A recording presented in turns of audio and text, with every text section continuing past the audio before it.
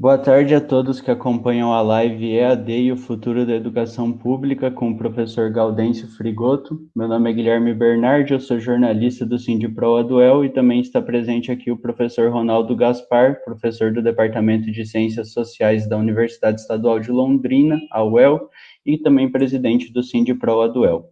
Essa live é a realização do Comando Sindical Docente, composto pelas seções sindicais SESDUEM, SINDU-EPG, SINDU-NESPAR, ADUNICentro, ADUNIOeste e Sindipro-Aduel, está sendo transmitida na página do Sindipro-Aduel no Facebook e posteriormente será divulgada no nosso canal no YouTube, que é o Sindipro-Aduel. O professor Gaudêncio Frigoto é professor associado da Universidade do Estado do Rio de Janeiro e professor aposentado da Universidade Federal Fluminense. Ele tem experiência na área de educação, com ênfase em fundamentos da educação, atuando principalmente nos seguintes temas: educação e trabalho, educação básica e educação técnica e profissional na perspectiva da politecnia, educação e a especificidade das relações de classe do capitalismo no Brasil. Estarei aqui fazendo a mediação e acompanhando os comentários que eventualmente surgirem no Facebook e colocando demais questões. Professor Ronaldo, professor Gaudêncio, agradeço a presença de vocês. Ronaldo, pode fazer o uso da palavra. Bom, obrigado, Guilherme. Boa tarde a todos. É um prazer estar aqui nessa atividade do Comando Sindical Docente, composto pelos sindicatos aqui que foram expostos pelo Guilherme. É um prazer estar com o professor Gaudêncio Frigoto, com quem eu conheço já por leituras de textos, mas não o conhecia. Primeira vez que nós estamos nos vendo e conversando, e para tratar de um tema muito importante que é a EAD e o futuro da educação pública, porque estamos num momento excepcional, um momento de uma grande crise histórica, né, que causada por vários motivos, mas que tem sido agravada pela pandemia neste ano de 2020. E como a pandemia impõe uma série de restrições de mobilidade para a população, isso trouxe impasses, né, nos processos de funcionamento das escolas, das universidades. E nós sabemos que as aulas, de um modo geral, foram canceladas em escolas, universidades, porque a prioridade é a vida dos membros das comunidades acadêmicas, é a vida dos docentes, professores, professoras, estudantes, funcionários de escolas, né? E também da população que tem relação com os membros da comunidade. No entanto, nós sabemos que existe uma grande pressão governamental para que certas formas de educação, intituladas EAD, ensino remoto e assim por diante, sejam utilizadas. Então, a nossa conversa com o professor Gaudêncio e a exposição que ele vai nos fazer, né? Vamos ver como o professor entende esse momento, como essas pressões e quais as consequências para a educação pública, em especial para o ensino superior, a utilização desses mecanismos e desses procedimentos educacionais. Ok? Então, passo a palavra para o professor Gaudêncio. Boa tarde, professor. Boa noite, Guilherme. Boa noite, Ronaldo. Na pessoa de vocês, saúdo os companheiras e companheiras do Comando Sindical Docente, da Sindipro-Aduel, e todos aqueles que estão nos assistindo. E até um convite para quem não está sindicalizado, que é um momento importantíssimo que eu faça. Essa é uma questão importante hoje estar junto. Tenho o maior apreço pelo trabalho que os sindicatos públicos do Paraná fazem, tem uma longa história. Entendo que sem dúvida, se não o melhor, mas um dos mais orgânicos sindicatos que tem uma agenda não só corporativa, mas de formação de quadros, de formação política, e isto aparece nas lutas, grandes lutas que a gente tem acompanhado há muito tempo, desde a ditadura, e que vem o sindicato trabalhando. Então, é uma honra poder estar com vocês. E também bom dialogar entre colegas, professores, alunos, técnicos, dirigentes, né, numa conjuntura de uma dupla desgraça no Brasil.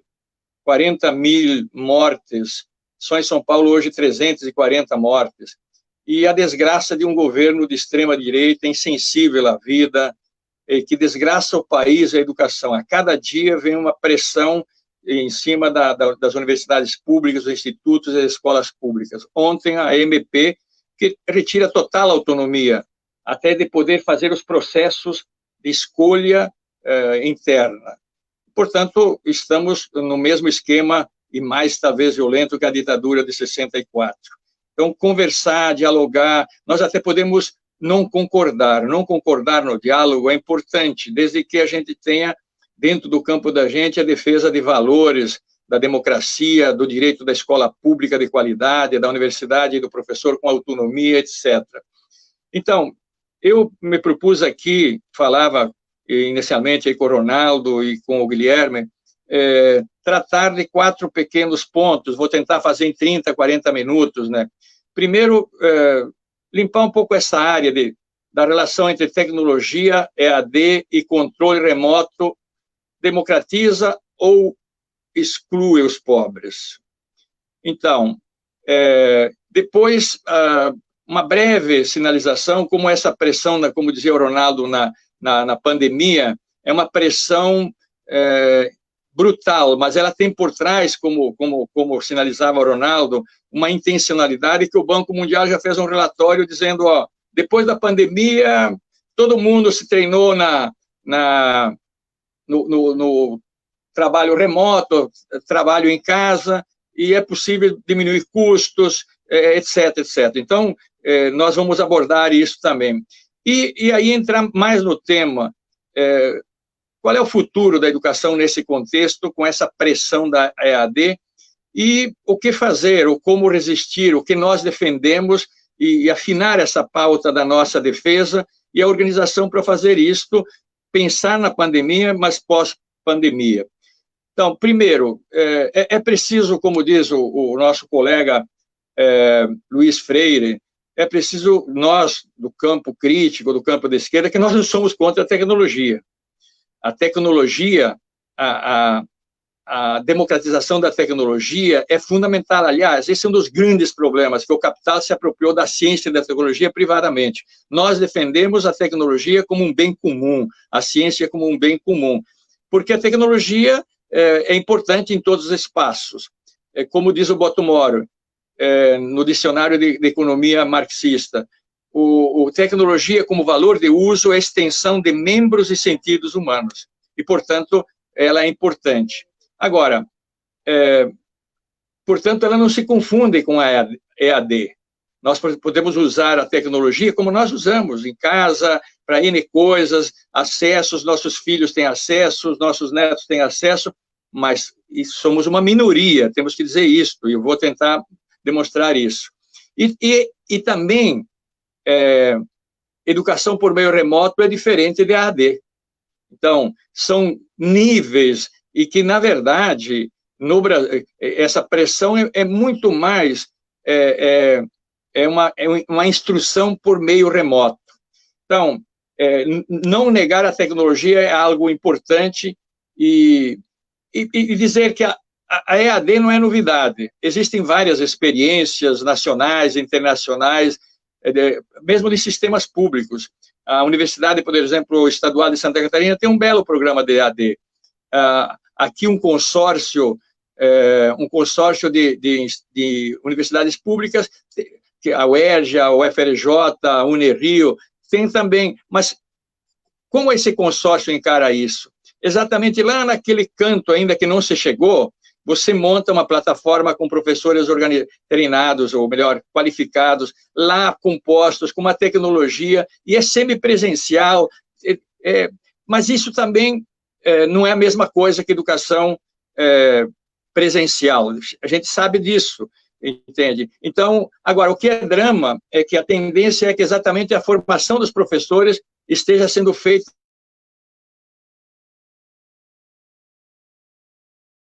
à distância da universidade, do contraditório da universidade, do debate, que não é só aula, são conferências, enfim, é arte, é cultura, etc.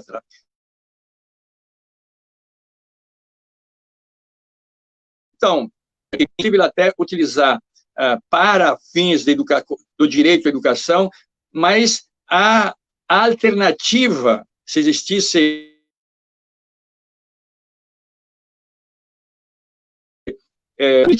que o ensino médio, né, o ensino superior e o ensino médio chegassem lá no interior, né? Exemplos não faltam, né?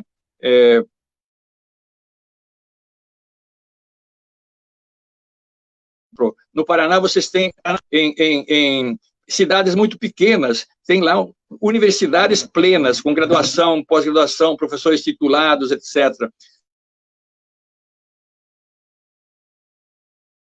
A Pampa, centenas de campi das universidades estaduais e públicas, os institutos federais, então, estão no Brasil, lá na fronteira, como dizia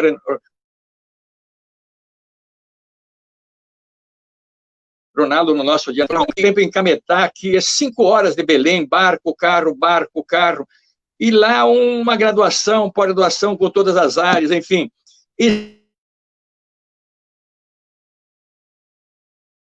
Existe presencial, o ensino remoto. O ensino remoto, ele na verdade, mesmo que fosse possível, na realidade, de computador, de celular, etc, etc. Então, a desigualdade social no Brasil, do acesso ao trabalho, renda, habitação, água potável, saúde, transporte, uma grande parcela da população das periferias urbanas não tem sabonete. Vimos agora aqui, né? Então, eu gostaria até de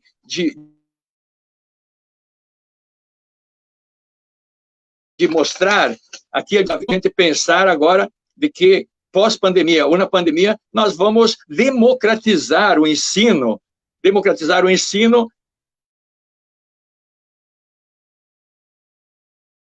por meio...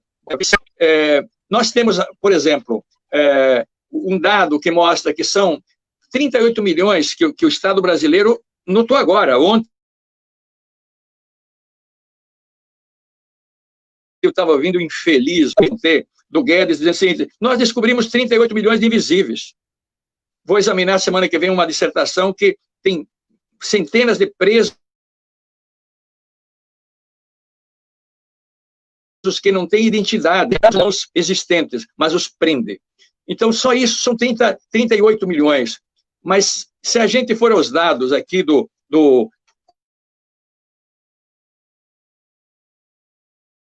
Comitê Internet, aqui, 70 milhões de brasileiros não têm acesso a nenhum meio de internet. Portanto, é um quarto, exatamente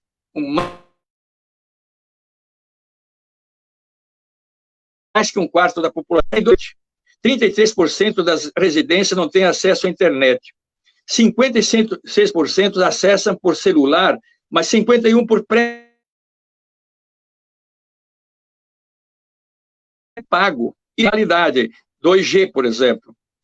No campo, 56% da população rural não tem acesso à internet. 60% da classe D, qualificação, digamos, da chamada classe média, do ponto de vista das visões estruturalistas e liberais, não tem acesso à internet. Quem é que tem acesso?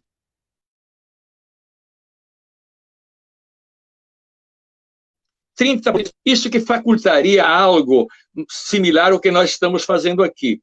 Mas do lado de lá, se o cara tem pré-pago,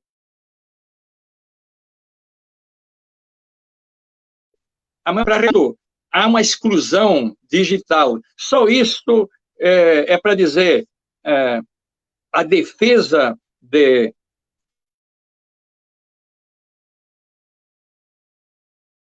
ensino por meio de excluir 60%, 70% dos pobres, mesmo que acesse precariamente. E a gente estava conversando aqui, eu e minha esposa, a gente tem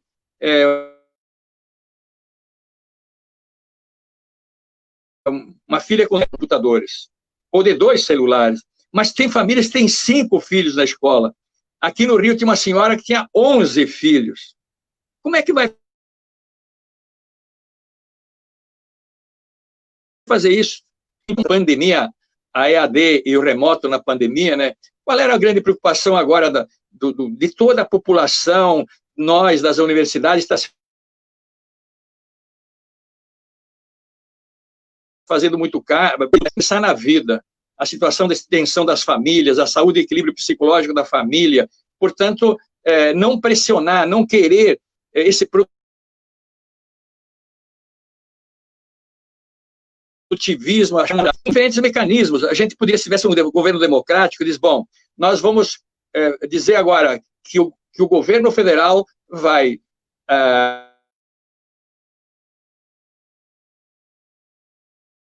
querer que nascem os tais programas educativos, e aí você pega psicólogos, sociólogos, arte, cultura, para que as crianças tivessem uma outra. Eu costumo dizer, a sala de casa, a cozinha,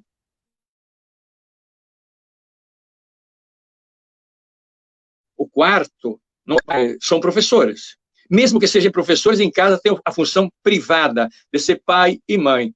Então, por isso que professores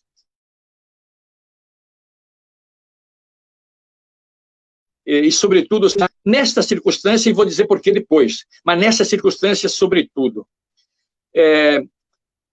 O que pensar, então... Professor Gaudêncio, só um segundo. O que pensar na educação? A pressão, como foi dito aqui pelo Ronaldo, a educação à distância, na educação pública,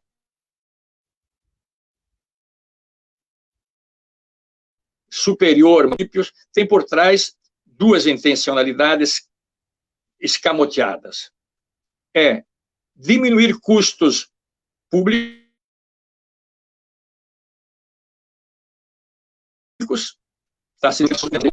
e segundo, um controle da autonomia docente. Isto por vários mecanismos. Eu vou aqui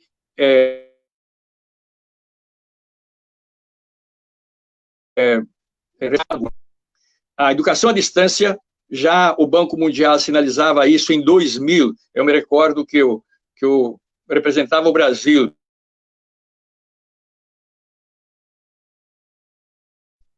no Conselho. O Conselho fez um grande debate na América Latina, porque os organismos internacionais indicavam de que as décadas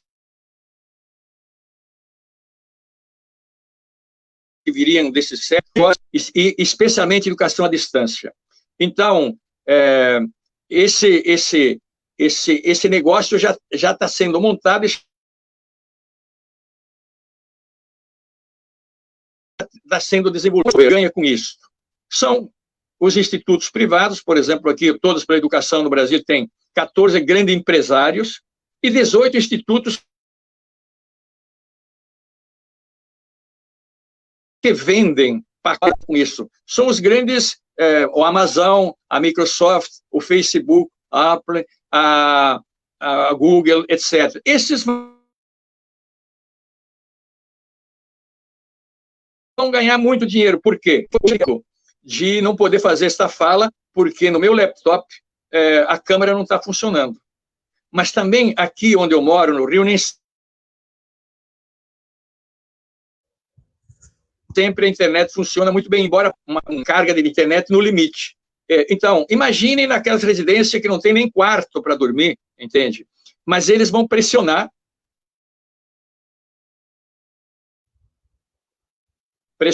para que fora, você não consegue vínculo, etc, etc. Então, negócio para esses grandes grupos que vão ter um enorme ganho. Então, princípios não é o quê? Enxugar custos, controlar o que o professor faz e controlar o que o professor faz. Veja... Professor Gaudêncio? como no Brasil, ele diz o seguinte: está tudo pronto. Porque desde a década de 90, e vocês são jovens, mas acompanharam isso como estudantes, pelo menos, veja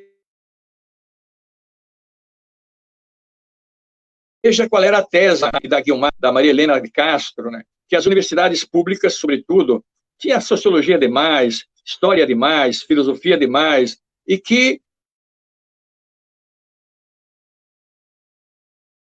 nós, professores, o campo das humanas e sociais, tínhamos que nos preocupar para desenvolver as técnicas, que o modelo sugeria, 40 técnicas para formar campeões. Esta plataforma foi da década de 90, na gestão dos 8 anos de movimentos sociais, nós conseguimos segurar isso, na verdade, conseguimos segurar isso, em boa medida. O golpe vem completar isso. Eram esses do grupo economistas, politicólogos, educadores da década de 90. E, num ano, fizeram as contra-reformas que não fizeram na década de 90. Trabalhista.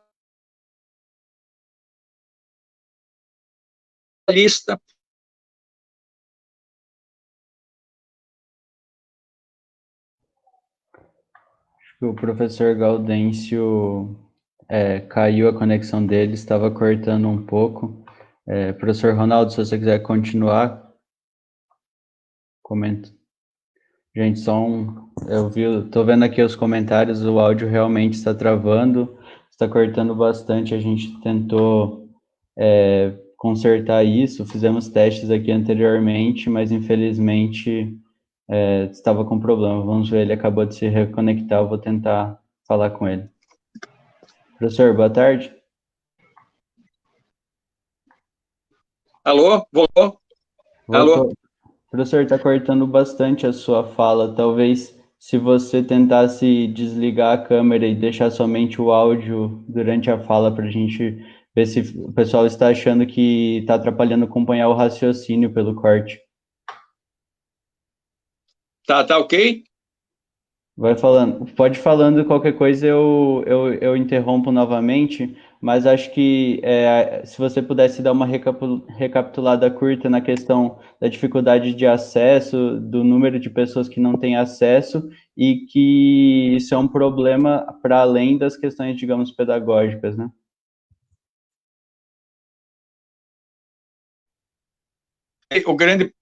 Tá me ouvindo? Sim, professor. Qualquer coisa eu interrompo novamente, mas pode continuar falando. Tá bom.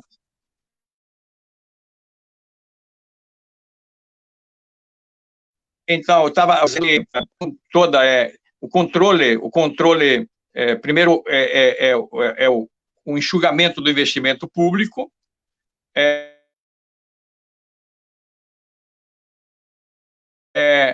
e o contexto autonomia. E eu estava dizendo que as contrarreformas que foram pensadas lá na década de 90, mas não completas, elas foram retomadas no golpe de 2016 e completadas. Foi lá do Paulo Renato e era agora. Só não fizeram da Previdência. E fizeram o quê? A contrarreforma do ensino trabalhista, que já é idêntico, o trabalho precário, e os BCCNs e a reforma do ensino médio. O que é isso? Quer dizer, no fundo, estão em que a escola básica, fundamental e média, e a universidade têm que instruir e não educar.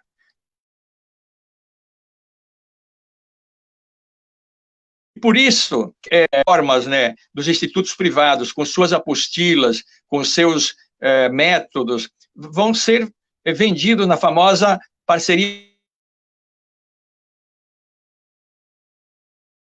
público e privado, escolas. Mas aí também vem o controle do professor. O controle do professor no sentido seguinte, que ele recebe o que está prescrito.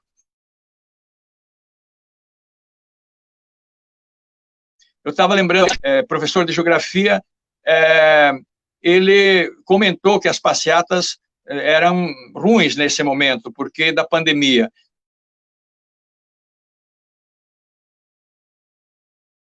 Passeata, porque isso, a interpretação é de que ele estava tendo uma visão ideológica do fato.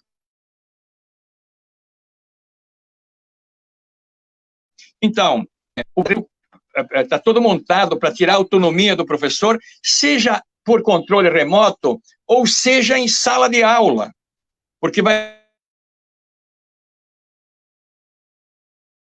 receber o pacote de aula, cuja matrícula é R$10.000. Ela colocou robô para instruir alunos. Então,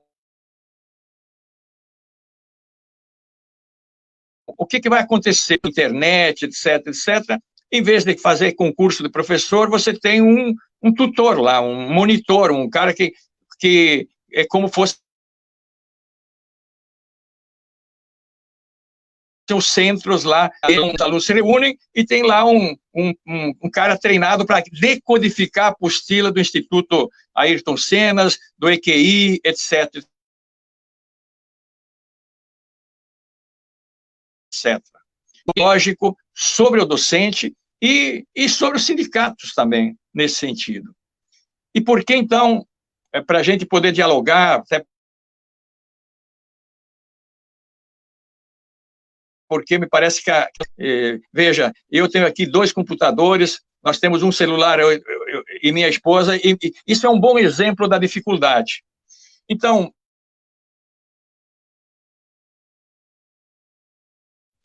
por entender que escola tem um sentido para além de ensinar. Eu tive a felicidade de fazer, há poucos dias, um prefácio do livro de Florestan Fernandes sobre a questão educacional, os desafios da educação que ele produziu na década de 80 até 89. E que faz uma radiografia da educação, dos problemas, e quem tem que arrancar uma educação pública de qualidade, com direito de ciência e formação política, é a classe trabalhadora, certo? E Florestan e Plastanta vai dizer o seguinte, que a escola não é apenas uma fonte de instrução, é uma fonte de socialização e do despertar da consciência política. E ele vai dizer, nesta relação, o papel-chave, fundamental, imprescindível, autônomo, um professor preparado cientificamente no seu campo para despertar o interesse científico nos jovens, para que eles não fiquem no manual só. Sequer isso é pensamento crítico, pensamento científico. Mas tão importante quanto isso é que esse aluno jovem, no ensino médio, na universidade, que posicione, que analise as relações sociais, a sociedade, seja em que direção seja, para que o aluno possa se posicionar. Então,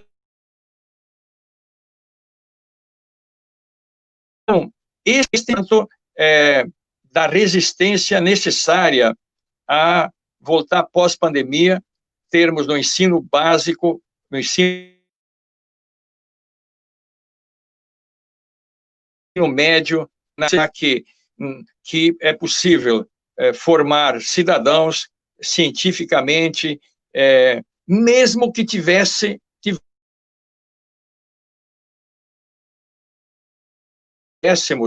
da tecnologia, o que, como demonstrei, é algo absolutamente não verdadeiro. Então, a defesa defesa como ensino regular sem educação, nós não podemos aceitar. A defesa da EAD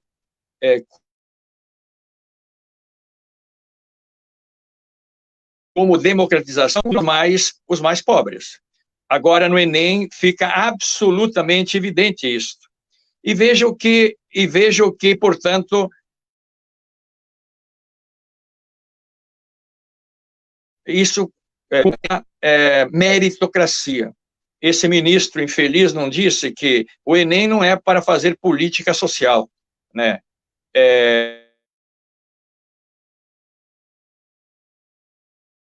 E, portanto, está na universidade, os outros não têm mérito.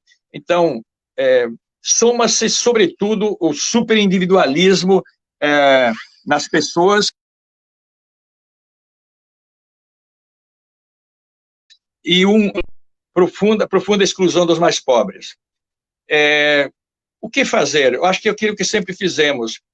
Necessitamos de organização,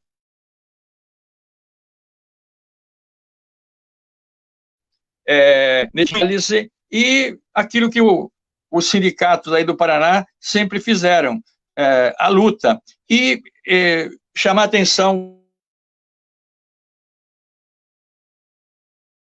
do seguinte, e finalize, talvez nas perguntas, trabalhar mais questões que vocês estejam interessados.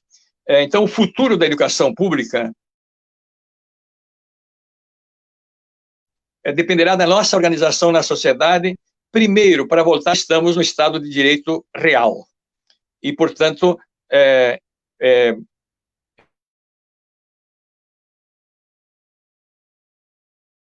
derrotar é tão irracional que está posto aí, é tão violento que está posto aí, que é insustentável para mais 2, 3 anos. Interesses, o dinheiro, enfim, estão postos aí. Nós precisamos analisar, por nossa cabeça, analisar para não cometer erros, né? E portanto, e a luta, porque sem mudança aí, a educação não vai mudar. Então, eu queria concluir de forma até um pouco positiva, esperançosa.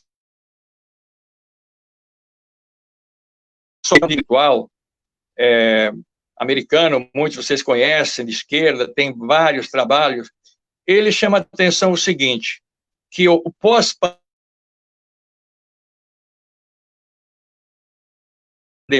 que aprunde ainda mais o fundamentalismo econômico neoliberal, excluindo e com violência os pobres. Mas também de elementos sólidos para dizer aquela normalidade anterior, como diz o grafite lá de Hong Kong, não podemos voltar ao normal, porque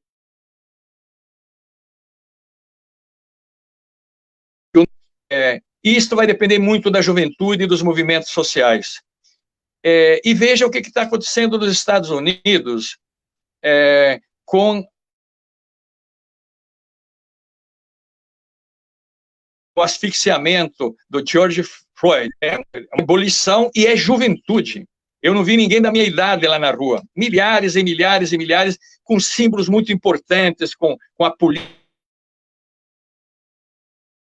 Muito esperançoso. Agora, o que está acontecendo no Brasil, né? Esse é o medo desse governo. Mas veja, nós tivemos a morte do João Pedro. E quantos João Pedro negros, etc. O menino Miguel, daquela jovem loira, está no elevador, em vez de tirar, a madame estava cuidando do cachorro dela. Então, nós temos, talvez, essa seja uma interpelação que isto nos faz, de nós mesmos, sindicatos, professores,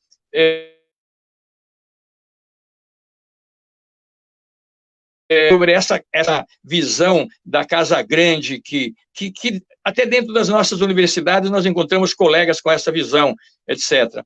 Mas eu quero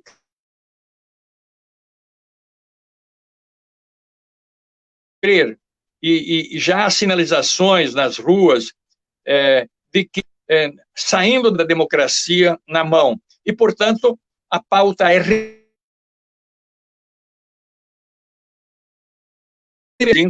e defender aquilo que nós defendemos desde a ditadura, uma escola pública, gratuita, laica, universal, e que dê qualidade científica. Os cidadãos construam o futuro. Eu acho que é esta pauta que eu vejo dos sindicatos aí do Paraná, públicos e outros sindicatos, movimentos sociais,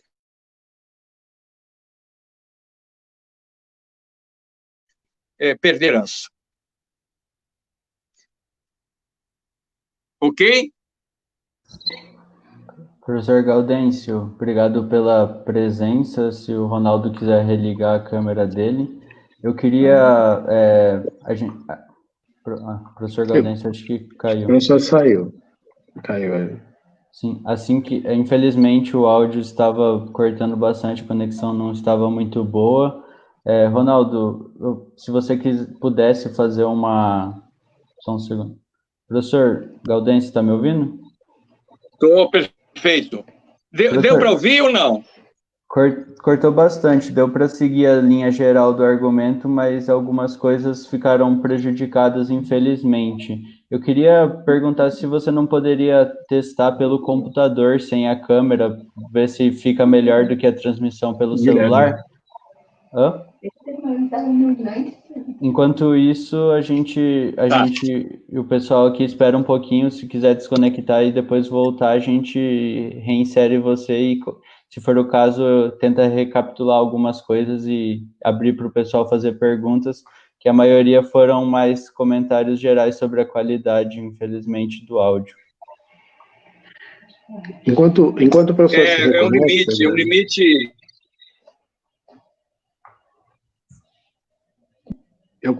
Net. E, portanto, a qualidade vai caindo. Enquanto o professor Gaudêncio se reconecta, eu queria rapidamente comentar algumas questões que apareceram na fala, e aí depois ele retoma, né? O Guilherme apresenta aqui algumas questões que foram colocadas e retoma a apresentação. Eu queria pegar no aspecto final da fala do professor, lembrando que a educação não é um sistema isolado do todo das relações sociais, mas ela é parte integrante desse todo.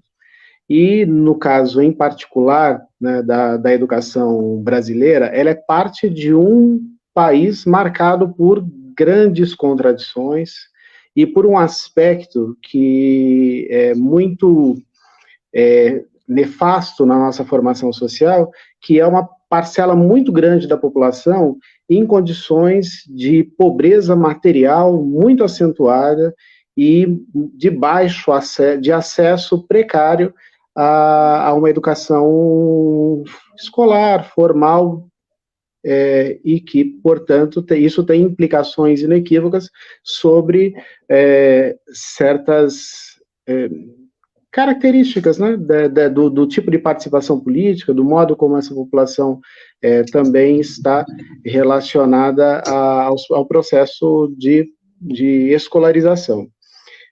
Nesse contexto de caráter fortemente excludente, este momento da pandemia acentuou os aspectos negativos do sistema educacional, na medida em que as respostas que têm sido dadas pelos governos e têm sido acatadas por escolas e universidades do Brasil afora, intensificam esse caráter excludente da nossa formação social. Como o professor lembrou, uma parte muito importante da nossa população não tem acesso aos meios eletrônicos adequados, e mesmo aquela que tem, não terá uma educação de qualidade do mesmo modo que uma educação presencial. antes do início da apresentação do professor, nós estávamos comentando sobre a questão da democratização do ensino, da democratização do acesso ao ensino superior. E é importante lembrar o seguinte, esse discurso de que a EAD vem atender lugares nos quais a educação presencial não pode ser efetivada, nos últimos anos, especialmente na década de 2000 no Brasil, sofreu um forte golpe, porque o que ocorreu? Nesse período houve uma expansão dos institutos federais de ensino, houve uma expansão do número de vagas nas universidades, a abertura de novos campos universitários, e isso permitiu a uma parcela da população ter acesso ao ensino presencial de qualidade que antes se considerava inacessível, né? Então, a nossa preocupação, acho que a preocupação de todos nós, além deste momento, em particular, ser um momento difícil, um momento no qual as universidades, as escolas estão sendo pressionadas. Está cortando, Guilherme? Estou ouvindo tranquilamente. Pode continuar, professor Gaudêncio. Além deste ser um momento no qual... Viu? Eu não estou conseguindo entrar, não. Você manda de novo, você tem condição, Guilherme, de me mandar o link? Por onde você quer que eu te mande?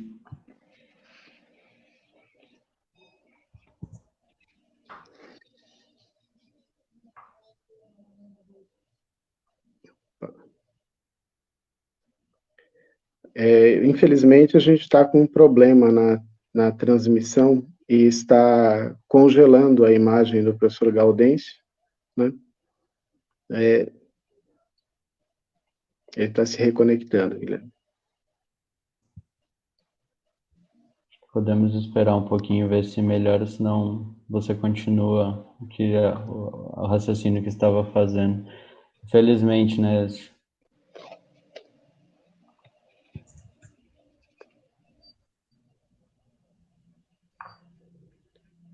Como, bem rapidamente, só terminar um aspecto aqui do raciocínio, é importante lembrar que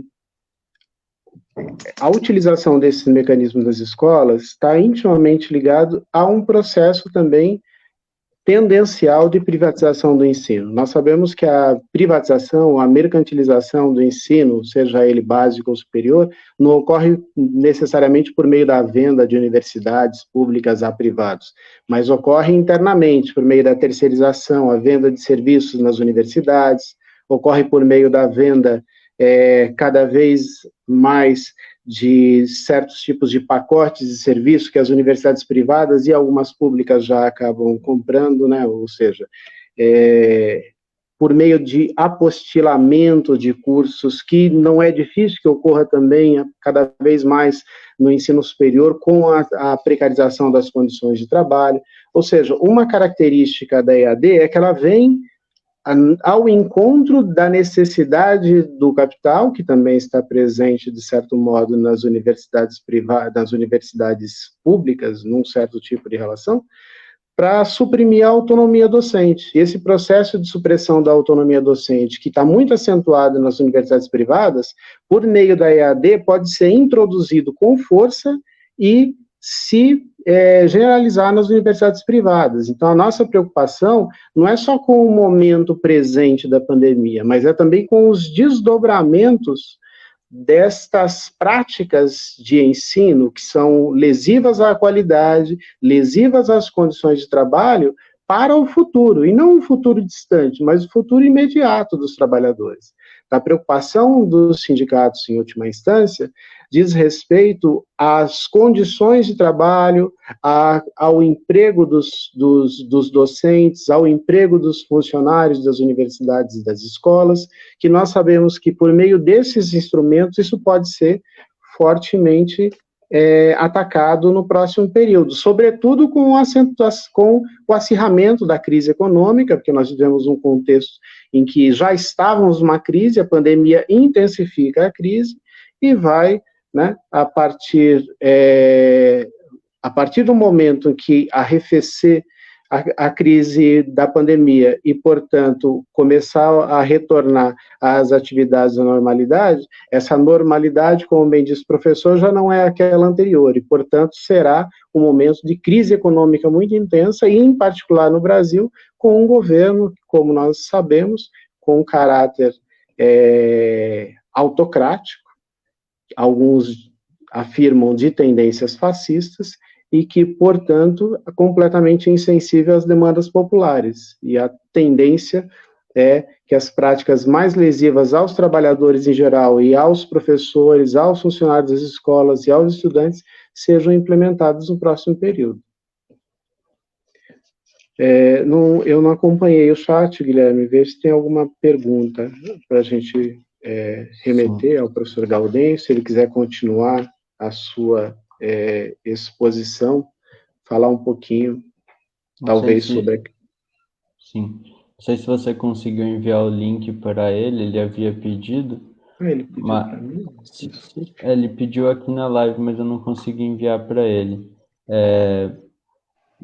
Um comentário aqui, uma pergunta, mas eu acho, Ronaldo, que nós podemos aproveitar aqui o momento para falar, é que foi feito um levantamento do Sindipro-Aduel sobre se os docentes estavam trabalhando durante os primeiros meses do isolamento, né? E vários professores que eu tenho acompanhado, até professores meus, né, nas discussões, relatam que, além dessas atividades que nós estamos tendo aqui, tentando fazer através do sindicato de atividades online, estão sendo feitas várias atividades de trabalho durante a pandemia. Acho que esse é um ponto interessante também para a gente pensar nas condições psicológicas mesmo, mentais e de cansaço, né? Como que essa discussão também entra no EAD. Aparentemente há uma espécie de pensamento que não está sendo feito nada e que todo mundo está em suas casas esperando uma volta à normalidade ou uma pós-pandemia. Pois é, Guilherme, está me ouvindo? Dá para ouvir? Professor, se quiser falar, qualquer coisa, se travar novamente, eu te aviso. Tá bom. Não, eu queria comentar um pouco, eu acho que antes de comentar a sua ponderação, eu acho que o Ronaldo captou muito bem o sentido fundamental, né, de que porque nós precisamos resistir e continuar na nossa agenda. Agora, nesse processo de pandemia, tem pessoas, pais e mães, que estão num estresse vital, e especialmente as crianças, né? Veja, a Organização Mundial da Saúde diz que crianças não podem ficar mais que 2 horas por dia, no máximo, crianças depois de frente a uma câmera, atinge a saúde, etc. Grande parte dos pais, ou boa parte dos pais, estão trabalhando também em casa, como se diz, por meio remoto, né? Muitos têm que ir à luta, têm que trabalhar, né? E quem é que cuida dos filhos? Né? E quem é que pode orientar, a empregada vai orientar o dever? A minha esposa tem doutorado na linguagem, e ela pegou um tempo aqui para ajudar a minha filha a ajudar a minha neta.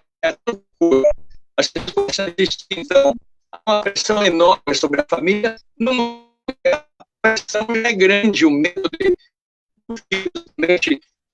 os pais têm medo que as crianças peguem, os avós peguem, etc. Então, este momento não pode ser tratado com normalidade. E outra coisa é o seguinte, né? O que é perder um ano? O que é perder um ano de escola, adiar um ano na vida, ante os 150 mil mortos que a gente vai ter, né? 40 mil as projeções é que se vai nessa onda, nós vamos ter 150 a 180 só do Covid-19. Então, por outro lado, se a gente observa os nossos jovens, né,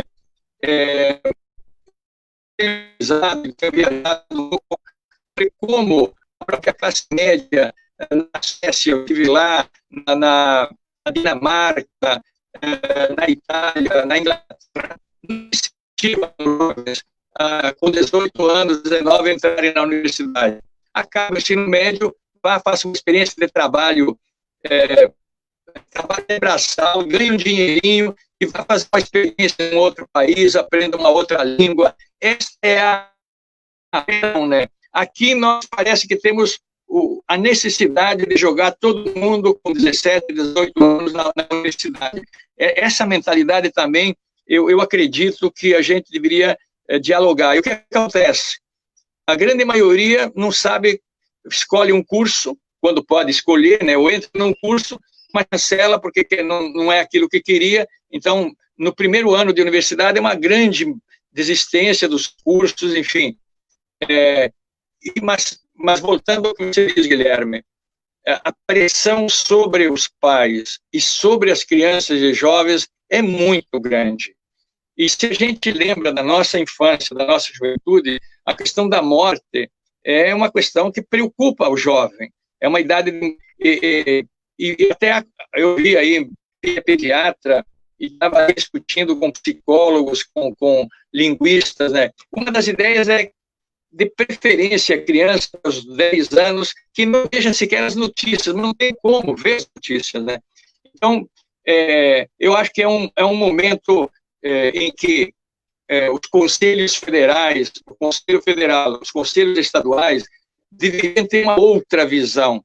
Na verdade, o Conselho Federal e o MEC vão dizer, não, nós vamos legalizar isso, vamos aprender, nós estamos aprendendo.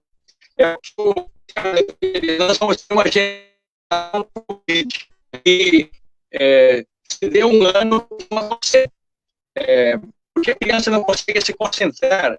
A professora, como eu dizia, a sala de casa, o Ronaldo, o cachorro que faz parte da família, né, Ronaldo?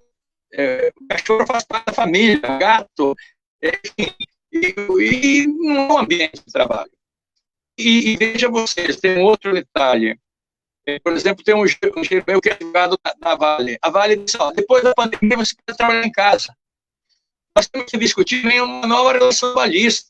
Quando nós vamos trabalhar em casa, você trabalhar em casa, eu não quero trabalhar em casa.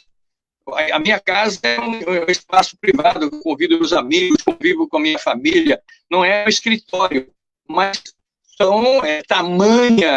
tamanha é a insanidade que está tomando conta, né, do produtivismo, e de um produtivismo para bancos e para as grandes fortunas. Então, nós não podemos aceitar isso de forma nenhuma, temos que ganhar mais energia e organização para lutar contra isso. Obrigado, professor Gaudêncio. Infelizmente, a qualidade da transmissão está prejudicando muito as pessoas que acompanharem o raciocínio, né, seguirem a linha, mas acho que você colocou algumas questões importantes, né, que é meio que uma necessidade, parece, de que a gente volte de toda forma e que essas 150 mil mortes, elas pouco importam comparado a perder um ano, né? Parece mais prejudicial perder um ano do que ter 150 mil mortos, né? Que acho que foi uma coisa que chamou bastante atenção, pelo menos de mim, na sua fala. A gente teve dois comentários aqui no chat, né? Eu vou passá-los para você, professor Ronaldo, principalmente o Ronaldo, por causa da qualidade do áudio falarem. Infelizmente, a transmissão e essa live realizada pelo Comando Sindical Docente ficou prejudicada por questões técnicas que aparecem, né, nas discussões sobre uma implantação de uma educação à distância no ensino.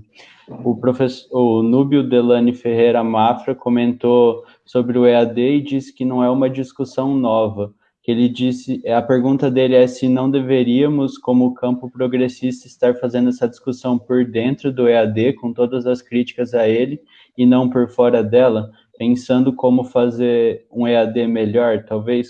acho que considerando que é uma discussão que já vinha sendo feita, mas que deve, como o professor Gaudêncio e o Ronaldo falaram aqui na live, já estão sendo essa relação de trabalho à distância, há grandes perspectivas de que ela vai se manter com força mesmo após a pandemia, né, que já vinha acontecendo nos países centrais, mas que vai se implantar no mundo todo. E já completando com o segundo comentário aqui, a Lorena Portes pediu se o professor Gaudêncio poderia retornar 2 aspectos que orientam a lógica presente na educação, que é a precarização do trabalho e a mercantilização. Ronaldo, se você quiser fazer uma fala e depois o professor Gaudêncio quiser tentar voltar e já agradecendo a presença e lamentando a qualidade da transmissão. Bom, eu apenas queria lembrar que existe discussão sobre EAD há muito tempo. Nos sindicatos também. Essas discussões, elas são primordialmente contrárias às mais diversas formas do EAD, por entender que elas implicam em degradação das condições de ensino, em precarização, seja em qual condição for, quando comparada à educação presencial, mas existem segmentos, mesmo na esquerda, que discutem como fazer com que essa educação à distância possa ter seus aspectos negativos amenizados, ou seja, não há um posicionamento fechado, vamos dizer assim, de toda a esquerda, de todos os segmentos em relação a ela. Agora, o que a gente tem que fazer, e nós discutimos isso, fizemos discussões do sindicato, abrimos debate, fizemos reuniões por centro, e a posição do Sindipro-Aduel, em conformidade com aquilo que os professores, que os docentes da universidade decidiram nessas reuniões, junto com a diretoria, foi de que é o momento de nós refutarmos esse tipo de ensino à distância e nos posicionarmos por exigir que as aulas sejam retomadas quando existirem condições adequadas para fazê-lo de um modo presencial. Agora, é importante também entendermos o seguinte: o papel do sindicato é a defesa das condições de trabalho dos docentes. Os docentes participam de instâncias de deliberação na universidade que, em última instância, fazem com que quem defina se isso será ou não, se práticas desse tipo serão ou não utilizadas na universidade, são os próprios docentes, né? Então, os sindicatos fazem papel de organização de luta e de conscientização, mas os próprios docentes nas instâncias é que deliberam. Então, essa é a situação, não só na universidade, não só na UEL, mas em todas as universidades públicas, né? Agora, é importante lembrar também que esse posicionamento contrário ao ensino à distância, como foi frisado inicialmente pelo professor Gaudêncio, com razão, não é nenhuma posição negacionista em relação à ciência, de utilização de qualquer tipo de incorporação de novas tecnologias ao processo de ensino, mas está relacionado com também a defesa das nossas condições de trabalho, a defesa do emprego dos professores. Existem muitos e muitos professores, mestres e doutores desempregados, e que com a implementação dessas práticas, dessas modalidades de ensino, com a sua economia, vamos dizer assim, de atributos intelectuais e de força de trabalho dos docentes, isso vai implicar em precarização das condições de trabalho, aumento do desemprego, rebaixamento das demandas de formação de docentes e assim por diante. E é contra isso que o sindicato se coloca. Com relação a outra questão, acho que o professor Gaudêncio, se quiser comentar, né? Mas se tiver com problema técnico, eu também comento. Perfeito, o que você analisa é perfeito, quer dizer, e teria também outros elementos, por dizer, porque a educação à distância sempre atinge aqueles que são socialmente mais precarizados, né?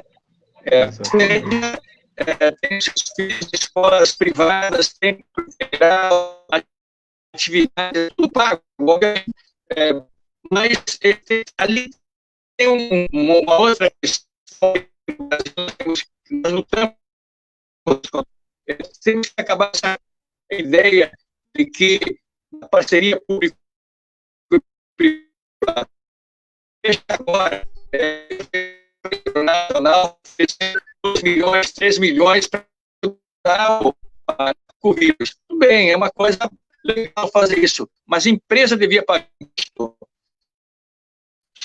etc., para o SUS funcionar, o hospital funcionar, a escola funcionar. Então, nós queremos trazer a educação à distância sem discutir o fundamento que a coloca, né? E, portanto, volto a insistir, né, que quer seja na juventude, do ensino médio e infância, quer seja na universidade, a instituição escolar, ela não é apenas uma instituição de ensino, ela é uma instituição socializadora. Esses são os clássicos, Durkheim, Marx, enfim, pegue a sociologia estruturalista, liberal, marxista, cuidem a família é um mundo particular, a religião é um mundo particular, a escola convive o verso do contraditório político, contraditório cultural, contraditório. Isso você educa para conviver em sociedade. Senão você torna exatamente pessoas insuportáveis, ditadores, que se sentem superiores, etc., etc. Então, eu sempre... a nossa defesa sempre para a democratização de um acesso de qualidade a todos aqueles que habitam no nosso território nacional. Por falta de vontade política de fazer isso. Nós vimos que com toda a precariedade, com todos os limites dos governos do Lula e com todos os equívocos também, mas, pô, a expansão dos institutos federais chegaram lá onde você tem 20 dialetos de índio numa mesmo instituto, e professores trabalhando com qualidade, enfim. Então, esta é a defesa que nós temos que fazer. Educação presencial, utilizando meios tecnológicos, nós usamos dentro de casa, podemos usar na escola, mas nunca vamos substituir uma relação vis-a-vis, olho a olho, e nem a convivência de estudantes no ensino médio e na universidade. Então, a educação à distância bem feita em situações emergenciais, tudo bem, mas como pauta para enxugar recurso público, controlar professor, desempregar professor, isso é um assinte. E, portanto, após pandemia, se algo indica, é que o mercado produziu a pandemia, e o mercado dificultou que a gente tenha estruturas para enfrentá-la. E, portanto, tem que começar a revalorizar, é tudo o contrário, o espaço público. Veja vocês que Chico de Oliveira, em 88, eu creio, escreveu um livro sobre o antivalor. E ele dizia o seguinte, que as formas sociais do futuro dependem da nossa capacidade de controle e manejo do fundo público. Portanto, se nós tivéssemos um fundo público para educação e saúde, que nós sempre discutimos nos sindicatos, nos movimentos sociais, e força para isso, nós não precisaríamos estar aqui discutindo educação à distância, né? E nós não teríamos esse número de mortes com falta de leitos, né? Então, acho que essa é a tese básica a ser defendida. Não contra a tecnologia. A tecnologia nos ajuda, como eu disse, e nos possibilita, mas ela não substitui nem o sentimento, nem o diálogo, nem a convivência, nem o contraditório. Isto é um processo educativo, além de ensinar. Eu lamento muito e me comprometo, assim que eu possa resolver, a gente remarcar esse nosso diálogo.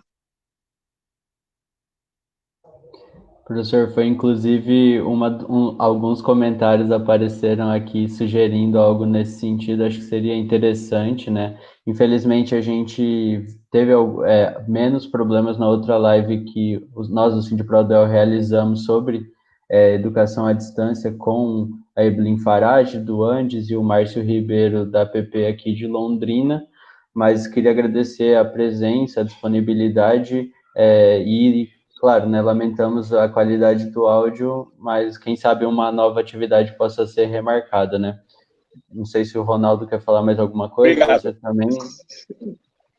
Não, eu gostaria de, primeiro, também lamento um pouco o fato de, tecnicamente, a gente ter tido alguns problemas, mas eu gostaria muito de agradecer ao professor Gaudêncio, né, que se disponibilizou a participar dessa atividade, é um professor engajado nas lutas sociais, engajado numa reflexão crítica sobre a educação brasileira, né, seja ela pública, seja ela básica ou do ensino superior, tem uma obra importante relacionada ao tema, então, acho que merece, né, para nós, não só do Sindipro-Aduel, de todo o comando sindical docente, todos aqueles que, de alguma forma, estão relacionados aí às nossas atividades sindicais e que lutam conosco nas diversas frentes em defesa do ensino superior público,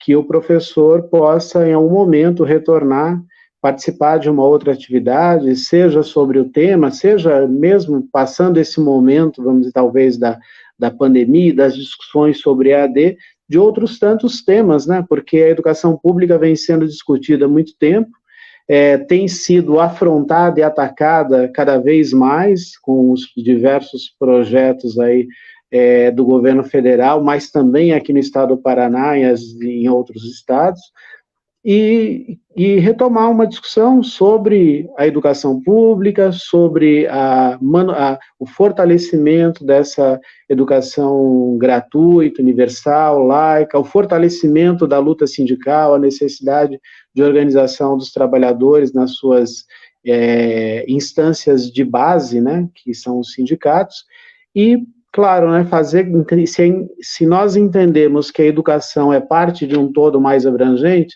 nós não vamos mudar a educação de um modo profundo, sem mudar o mundo sem mudar as formas, as relações sociais nas quais nós estamos inseridos. Então, acho que a luta por uma educação melhor é parte da luta por uma sociedade melhor, por um mundo mais justo, mais igualitário, e a gente pode fazer uma discussão, quem sabe mais para frente, com o professor. Será um prazer recebê-lo, assim como imagino que seja também para todos os companheiros docentes aqui do Paraná, e especialmente aqueles ligados aos sindicatos, ou às seções sindicais, porque todas fazem parte do ANDE Sindicato Nacional. Gostaria de agradecer, é um prazer recebê-lo, professor. Ronaldo e Guilherme, eu estou vendo aqui que o problema, e falar para os nossos companheiros, que o problema é aqui meu da internet, porque eu moro no Jardim Botânico e tem montanha aqui, então, e a sobrecarga, agora no laptop, quando tinha a câmera, ele filtra menor, porque eu ligo diretamente na internet, então fica direto, eu fiz umas 10 lives, e nunca deu, mas a última me deu problemas, porque tive que fazer no celular e não dá. Então eu peço desculpa, o problema não foi do sindicato, foi problema meu técnico aqui, e sem dúvida, nós temos muitos temas para discutir, e a tese fundamental é esta: a luta da educação é a mesma que a sociedade. O Florestan diz nesse livro que eu citei, Os Desafios da Educação, que sem um acerto de contas com o passado, nós não vamos projetar o futuro para a educação. E esse acerto de contas exatamente são as relações escravocratas, colonizadoras, antissociais, que nos governam, e os saltos que damos são interrompidos por ditaduras e golpes. Nós temos que fazer, em dado momento, ter força para fazer um marco de não retorno, né? E construir relações sociais que permitam isso que o Ronaldo está sintetizando muito bem e analisando muito bem, uma sociedade que, por ser mais justa no campo econômico, social, ela será mais justa no campo educacional. E agradeço muito ao Ronaldo, um prazer te conhecer, Guilherme, aposto muito na juventude de vocês e a gente está junto. Lamento muito, mas isso até exemplifica um pouco a dificuldade de fazer EAD num Brasil onde o salário mínimo são R$1.000, né? Bom, e olha... a forma se encontra com o conteúdo, nesse caso, né? Sem dúvida. Obrigado e até mais. Obrigado, professor. Até mais, viu? Prazer. Obrigado a todos Igualmente. Que acompanharam até agora. Obrigado aos professores Ronaldo e Gaudêncio. Lamentamos, infelizmente, a questão técnica que já comentamos aqui. Em breve, dentro do possível, retornaremos com mais atividades. Um abraço a todos, uma boa noite e obrigado a todos que acompanharam também no YouTube do Sindipro Aduel. Tchau, tchau.